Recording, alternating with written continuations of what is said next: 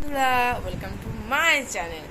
সবাইকে good afternoon. তো আমাদের ভাতটা খাওয়া হয়ে গেছে, তো এখন আমরা শুয়েছি। এই যে দেখো, আমি মা, আর এদিকে আছে আমার বাবু। এই দেখো বাবু, বাবুও দেখাচ্ছে, দেখো বাবু বলে দাও গুড আফটারনুন। বাবু কিভাবে দেখছো তোমরা শুধু দেখো, বাবু জিভ দেখিয়ে দিল। যাই হোক, আজকে এই ভিডিওটা হবে খুব খুব ইন্টারেস্টিং।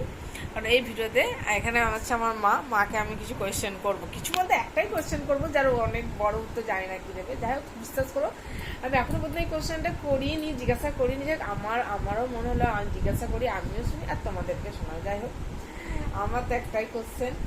দেখো সবাই খাওয়া হয়ে আছে, মা ভাবছে কি কোয়েশ্চেন করবে, বাবুও ভাবছি দেবে দোদন। যাই হোক, আমার মা ওকে দোদন নাম দিয়েছে, দোদন বলে ডাকে। নামটা তোমাদের কেমন লাগলো অবশ্যই কমেন্টে জানাও। সো মা, কোয়েশ্চেনটা করা যাক। করবো তাহলে, বলো। তো মানে আমি যখন ওটির মধ্যে ছিলাম, তো ছেলে হবে না মেয়ে হবে, কি চাই তোমার, এরকম নিয়ে তোমার সেই মানে কি সেরকম মানে সেই মুহূর্তে তোমার মানে আছে কি, ছেলে হবে না মেয়ে হবে, তোমার মানে কেমন তোমার ইয়েটা, সেই মুহূর্তটা তোমার কেমন ইয়ে হচ্ছিল বাইরে। আমি আমি ভেবেছিলাম যে কাউকে বলবো ভিডিও করতে, বাট সেই মুহূর্তে সেরকম কেউ ছিল না যাকে বলা যাবে। আর একটু তাড়াহুড়ো করে সব জিনিসগুলো হয়ে গেছে, ওই একটু যাই কোয়েশ্চেনটা উত্তর দাও। দুজনের দাদু তো সবসময় বলতো আমার নাতি হবেই হবে, আমি কাউকে মানি না, নাতি হবে। আমি বলতাম নাতি হোক নানি হোক একটা হলেই হলো, ঠাকুর যা দেবে আশা করি সেইটা ভালোর জন্যই দেবে। কিন্তু একবার বলতাম যে যদি নাতনি হয় দুজনের দাদু বোধহয় হার্ট ফেল করবে, পাশের একটা বেড ভাড়া করতে হবে দুজনের দাদুকে ভর্তি করার জন্য। তা যাই হোক, ঠাকুরকে ডাকতাম, ঠাকুর তুমি আমার না মুখ তাকাও, দুজনের দাদুর মুখ তাকে একটা নাতি দিও, আমার কোনো অসুবিধা নাই, নাতনি হবে, আমার দুটোই ভালো লাগে, যা হবে সবই ভালো। হ্যাঁ, তা যখন বললো যে ডাক্তার দেখাতে গিয়েছিল, তো মেয়ে মেয়ে তো বাচ্চা হতে যায়নি, ডাক্তার দেখাতে গিয়েছিল।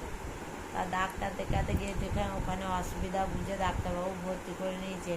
আমার তো সারাদিন টেনশন, বললো সেই 4টের সময় হবে, আমি তো সঙ্গে যাইনি, দোদনের বাবা গিয়েছিল। সেই 4টের সময় যাব, তাহলে আমি দিয়ে ওকে তো ভর্তি করেছে নার্সিংহোমে।